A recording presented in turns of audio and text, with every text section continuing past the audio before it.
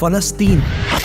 یہ صرف آج کا مسئلہ نہیں بلکہ پچھلے 3000 سال سے اس سٹی کو قبضہ کرنے کی لڑائی چل رہی ہے۔ آج سے 3300 سال پہلے اللہ نے موسیٰ علیہ السلام کو حکم دیا کہ بنی اسرائیل یہودی کو ایجپٹ میں فرعون کی غلامی سے نکال کر آزاد کر دو، اور پھر بہت مشکل سے فرعون نے آخر بنی اسرائیل کو آزاد کر دیا، جس کے بعد موسیٰ علیہ السلام بنی اسرائیل کو لے کر فلسطین کے پاس آئے اور کہا کہ اس سٹی پر حملہ کرو، لیکن بنی اسرائیل نے کہا کہ آپ اور آپ کا رب جا کر لڑیں، ہم یہ لڑائی نہیں کرنے والے، جس کی وجہ سے اللہ نے 40 سال تک انہیں اس ڈیزرٹ میں رہنے کی سزا دی، جدھر موسیٰ علیہ السلام پر آسمانی کتاب تورات نازل ہوئی۔ اور اس تورات کے پہلے chapter The Book of Genesis میں کلیئرلی لکھا ہے، صاف صاف لکھا ہے کہ یہ علاقہ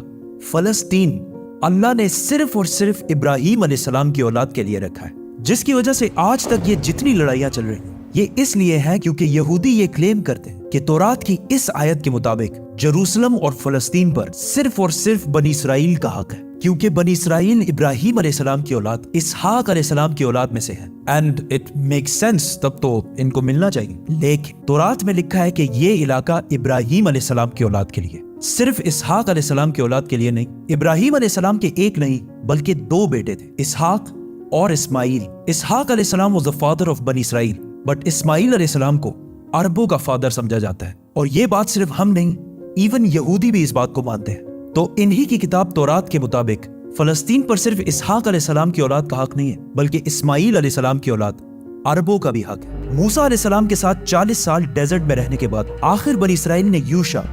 جاشوا کی لیڈرشپ میں فلسطین کو فتح کر لیا، لیکن کچھ ہی عرصے بعد یہ سٹی ان کے ہاتھ سے دوبارہ نکل گئی، اور پھر اگلے 300 سال تک بنی اسرائیل اس سٹی کو دوبارہ حاصل نہیں کر سکے۔ لیکن 300 سال بعد بنی اسرائیل نے داؤد علیہ السلام کی لیڈرشپ میں اس سٹی جروسلم کو دوبارہ فتح کر لیا، اور ان کے بیٹے سلیمان علیہ السلام نے یہاں پہلی دفعہ اللہ کی عبادت کے لیے ایک مسجد، ایک ٹیمپل بنایا۔ سلیمان علیہ السلام کے بعد یہودیوں نے فلسطین اور جروسلم پر 400 سال تک حکومت کی، لیکن 400 سال بعد بیبلون عراق میں ایک بہت ہی طاقتور امپائر بن چکی تھی، جس کے بادشاہ بخت نصر نے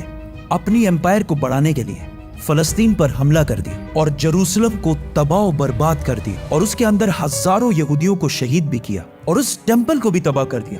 جو سلیمان علیہ السلام نے بنایا تھا۔ اور جتنے یہودی زندہ بچ گئے تھے ان ساروں کو غلام بنا کر اپنے کیپٹل بیبلون عراق لے گیا، اور 70 سال تک یہودی عراقیوں کی غلامی کرتے رہے۔ لیکن 70 سال بعد عراق پر ایران کے ایک بہت ہی نیک بادشاہ سائرس دی گریٹ نے حملہ کر دیا، جسے ہم ذوالقرنین کے نام سے جانتے ہیں۔ سائرس دی گریٹ نے عراق کی اس حکومت کو فتح کر لیا، اور یہاں جتنے بھی یہودی تھے ان ساروں کو واپس فلسطین بھیجا، اور انہیں فنڈز بھی دیے کہ واپس جا کر سلیمان علیہ السلام کے ٹیمپل کو دوبارہ بنا جو اس سے پہلے تباہ کر دیا گیا تھا۔ جس کے بعد یہودیوں نے پھر فلسطین پر 400 سال تک حکومت کی، لیکن پھر ان پر ایک ایسی حکومت نے حملہ کیا جس نے سارے یہودیوں کو یہاں سے 600 سال تک باہر نکال دیا، The Great Roman Empire، اور بنی اسرائیل پر اتنا ظلم کیا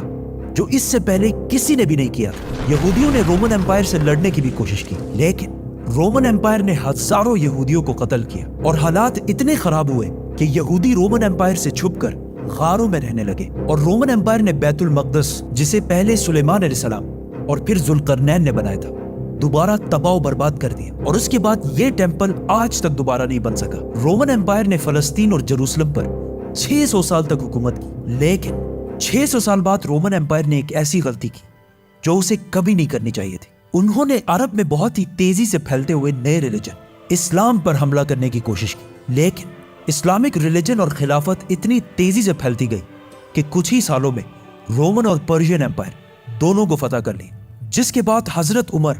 دنیا کے سب سے طاقتور بادشاہ بن گئے، جن کی حکومت الیگزینڈر دی گریٹ کی امپائر سے بھی بہت بڑی تھی۔ آخر مسلمان رومن امپائر کو فتح کرتے کرتے جروسلم کے دروازے تک پہنچے۔ رسول اللہ صلی اللہ علیہ وسلم نے پہلے ہی کہہ دیا تھا کہ مسلمان ایک دن جروسلم ضرور فتح کریں گے۔ اب مسلمانوں کے پاس 2 آپشن تھے، یا تو جروسلم کو اسی طرح تباہ کیا جائے جو اس سے پہلے باقی بادشاہوں نے کیا تھا، اور یا اس کا سیج محاصرہ کر لیں۔ آخر 6 مہینے بعد جروسلم کے گورنر سفرونیس نے کہا کہ میں یروشلم صرف ایک ہی شرط میں مسلمانوں کے حوالے کروں گا کہ مسلمانوں کے بادشاہ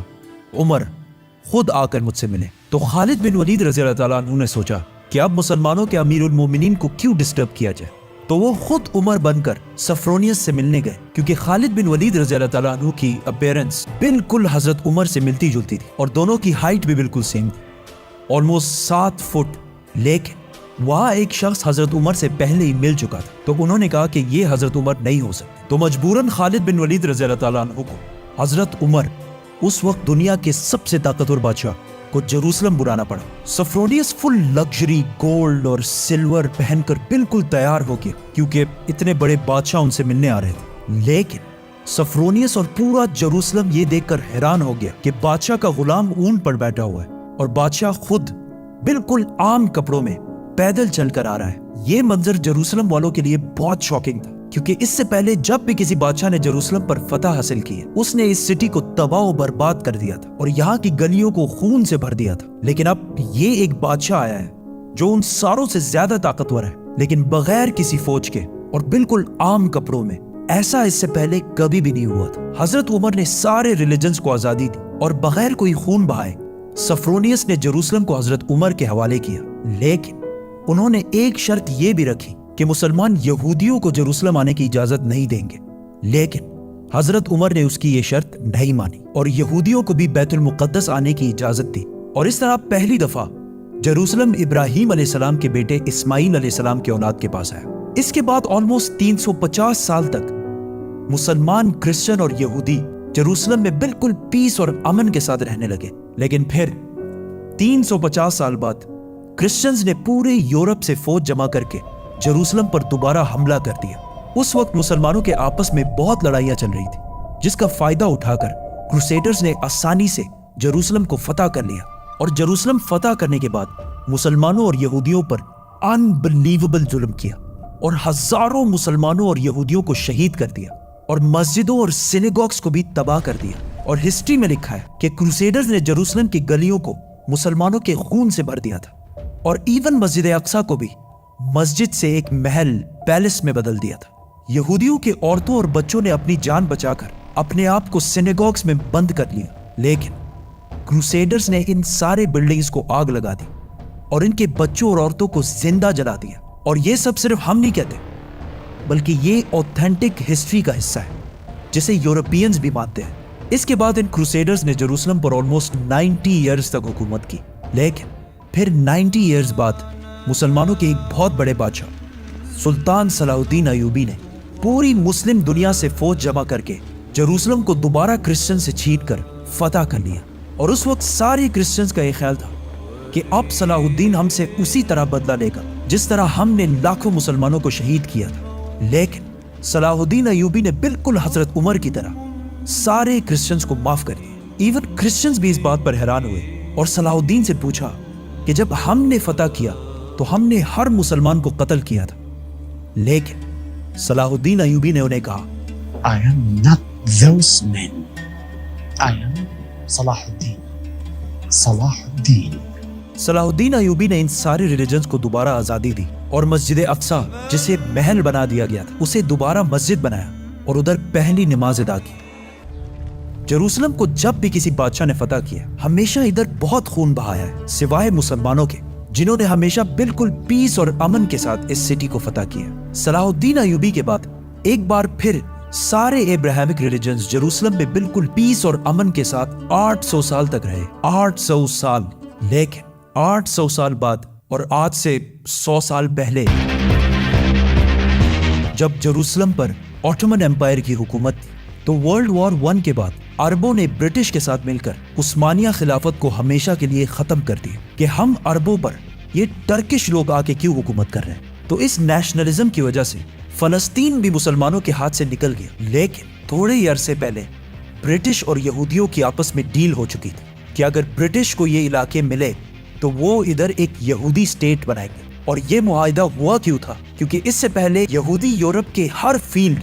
بزنس، سائنس، میڈیکل، بینکنگ، ہر چیز میں بہت سٹرونگ ہو چکے تھے، جس کی وجہ سے یہودی یورپ کے سب سے طاقتور اور رچ کمیونٹی بن گئے۔ تو ان کی سپورٹ حاصل کرنا برٹش کے لیے سب سے ضروری تھا، اور پچھلے 1800 سال سے یہودیوں کے پاس اپنا کوئی بھی ملک نہیں تھا۔ تو ان میں سے کچھ یہودیوں نے زائنزم کی سوچ شروع کی کہ ہمارا یہودیوں کا بھی ایک اپنا ملک ہونا چاہیے، اور اس کے لیے انہوں نے اسی فلسطین کے علاقے کو چنا۔ اور یہ ملک حاصل کرنے کے لیے انہوں نے ہر طرف سے کوشش شروع کی۔ یہودیوں نے ایون عثمانی خلیفہ سلطان عبد الحمید سے بھی ڈیل کرنے کی کوشش کی، لیکن انہوں نے صاف انکار کر دیا، جس کی وجہ سے یہودیوں کو سمجھ آ گئی کہ اگر اپنا ملک بنانا ہے تو عثمانیہ سلطنت کو ختم کرنا ضروری ہے۔ اور جیسے ہی ورلڈ وار 1 کے بعد آٹومن امپائر ختم ہوئی اور فلسطین آٹومن امپائر سے برٹش کی طرف چلا گیا، تو یہودی پوری دنیا سے اسی سیکرٹ پلان کے تحت فلسطین شفٹ ہونا شروع ہوئے اور فلسطین کے مسلمانوں سے زمینیں ڈبل ٹرپل پرائس پہ خریدنے لگے، کیونکہ پیسہ تو ان کے پاس بہت تھا۔ برٹش امپائر نے بھی بیلفور ڈیکلریشن میں یہودیوں کے ایک الگ سٹیٹ ہونے کو سپورٹ کیا تاکہ ورلڈ وارز میں یہودیوں کا سپورٹ اور پیسے دونوں حاصل کر سکیں۔ اور اسپیشلی ورلڈ وار 2 کے بعد یورپ میں ہٹلر کے یہودیوں پر ظلم کے بعد یہودی اور بھی زیادہ پوری دنیا سے فلسطین میں جمع ہونے لگے اور فلسطین میں آہستہ آہستہ لڑائیاں بڑھنے لگی، جس کی وجہ سے UN نے ایک فیصلہ سنایا کہ فلسطین کو 3 حصوں میں ڈیوائیڈ کیا جائے گا، ایک حصہ فلسطین، دوسرا اسرائیل اور تیسرا جیروسلم، جو ان دونوں میں سے کسی کا بھی نہیں ہوگا، بلکہ یہاں UN کی حکومت ہوگی اور اس میں سب ریلیجنز کو آزادی ہوگی، جس پر عرب ممالک نے اس فیصلے کی سخت مخالفت کی اور اسرائیل کے آزاد ہونے کے صرف 1 دن بعد اسرائیل پر ہر طرف سے حملہ کر دیا۔ ایجپٹ، جارڈن، سیریا، تینوں کی فوجیں ایک ساتھ اسرائیل میں داخل ہوئی، لیکن بہت ہی بے شرمی سے عرب ممالک یہ جنگ ہار گئے اور ایک ایسے ملک سے ہارے جو ان سے سائز میں بہت چھوٹا اور جو اس جنگ سے صرف 1 دن پہلے آزاد ہوا تھا۔ اس ہار کی وجہ سے جو پلان UN نے اس جنگ سے پہلے بتایا تھا، اس کا صرف 40% علاقہ فلسطینیوں کو ملا اور 60% علاقہ اسرائیل نے فتح کر لیا اور ایون جیروسلم کی آدھی سٹی کو بھی فتح کر لیا۔ اسرائیل اکیلے یہ جنگ نہیں لڑ رہا تھا، بلکہ اس کے ساتھ پوری دنیا کا سپورٹ بھی تھا۔ ایون رشیا اور US دونوں کا سپورٹ اسرائیل کے ساتھ تھا۔ اسرائیل نے یہ علاقے فتح کر کے ٹائم بالکل بھی ضائع نہیں کیا اور 7 لاکھ عربوں کو فلسطین سے باہر نکال دیا، 7 لاکھ، جس کی وجہ سے فلسطین میں آہستہ آہستہ یہودی زیادہ اور عربی کم ہونے لگے۔ اس جیت کے بعد اسرائیل بہت سٹرونگ بن گیا اور پوری دنیا سے اور بھی زیادہ یہودی اسرائیل میں جمع ہونے لگے۔ اس کے بعد یہودیوں نے اپنے آپ کو عرب کے بالکل سینٹر میں ایک بہت ہی مضبوط حکومت بنا لی تھی، لیکن پھر بھی یہ 2 علاقے ویسٹ بینک اور غازہ اسرائیل کے کنٹرول میں نہیں تھے۔ لیکن آج سے آلموسٹ 60 سال پہلے 1967 میں کچھ مس انڈرسٹینڈنگز کی وجہ سے یہاں جنگ ایک بار پھر شروع ہو گئی اور ایک بار پھر ایجپٹ، جارڈن، سیریا ورسس یہ چھوٹا سا اسرائیل۔ لیکن صرف 6 دنوں میں اسرائیل نے ان تینوں ملکوں کو ہرا دیا اور صرف 6 دنوں میں اسرائیل نے اپنا سائز 3 گنا بڑھا لیا۔ عرب ممالک دوبارہ اپنے سے ایک بہت ہی چھوٹے ملک سے بہت ہی بری طرح ہار گئے۔ یہ ایسا ہے کہ آج خبیب حزب اللہ سے ہار جائے، اور وہ بھی 2 مرتبہ۔ عرب ممالک کے 2 دفعہ اسرائیل سے ہارنے کے بعد ان کی عوام اپنے نیشنلسٹ حکمرانوں کے خلاف ہو گئی اور نیشنلزم، قومیت کو چھوڑ کر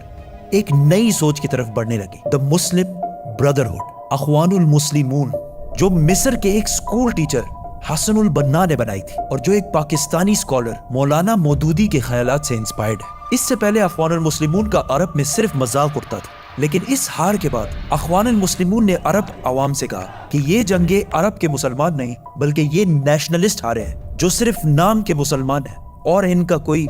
جس کے بعد عرب کی عوام اس نئے سوچ مسلم بردرہڈ کی طرف آنے لگی۔ حماس بھی اسی اخوان المسلمون سے